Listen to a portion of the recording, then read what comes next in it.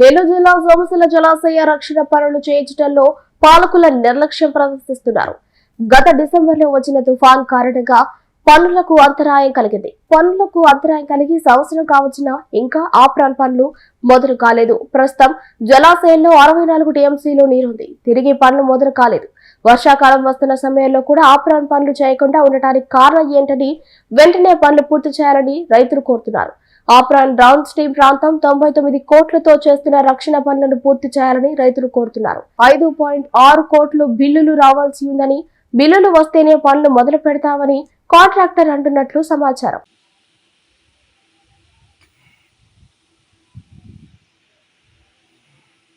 నెల్లూరు జిల్లా సోమశిల జలాశయ రక్షణ పనులు చేయించడంలో పాలకుల నిర్లక్ష్యం ప్రదర్శిస్తున్నారు. గత డిసెంబర్లో వచ్చిన తుఫాన్ కారణంగా పనులకు అంతరాయం కలిగి సంవత్సరం కావచ్చినా ఇంకా ఆప్రాన్ పనులు మొదలు కాలేదు. ప్రస్తుతం జలాశయంలో 64 టీఎంసీలు నీరుంది. తిరిగి పనులు మొదలు కాలేదు. వర్షాకాలం వస్తున్న సమయంలో కూడా ఆప్రాన్ పనులు చేయకుండా ఉండటానికి కారణం ఏంటని వెంటనే పనులు పూర్తి చేయాలని రైతులు కోరుతున్నారు.